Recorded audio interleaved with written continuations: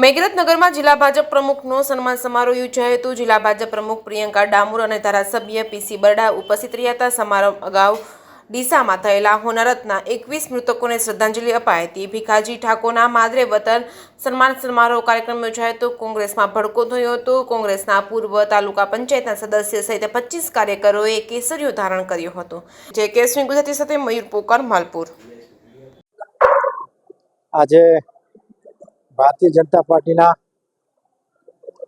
અરવલ્લી જિલ્લાના પ્રમુખ તરીકેની જવાબદારી મળ્યા પછી મારો પોતાનો માદરી વતન એટલે કે મેઘરજ તાલુકાનો આજે મારો સન્માનનો કાર્યક્રમ હતો અને એની અંદર મોટી સંખ્યામાં ભારતીય જનતા પાર્ટીના કાર્યકર્તાઓ બૂથ સુધીના હાજર હતા અને અત્યારે અમારો પ્રદેશનો કાર્યક્રમ ભારતીય જનતા પાર્ટીના સ્થાપના દિવસની ઉજવણીનો પણ છે।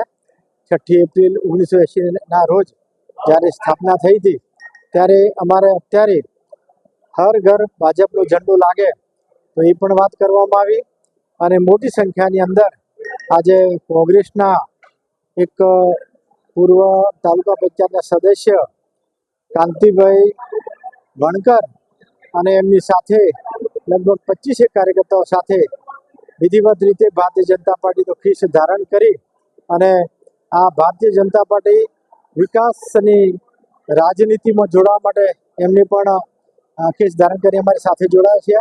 ત્યારે ભારતીય જનતા પાર્ટી વતી અમારા તાલુકાના બધા જ કાર્યકર્તાઓએ એમને પણ આવકાર્યા છે અને આ રીતે મોટી સંખ્યામાં હાજર રહી અને આ અમે કાર્યક્રમ આજનો પૂર્ણ કર્યો છે।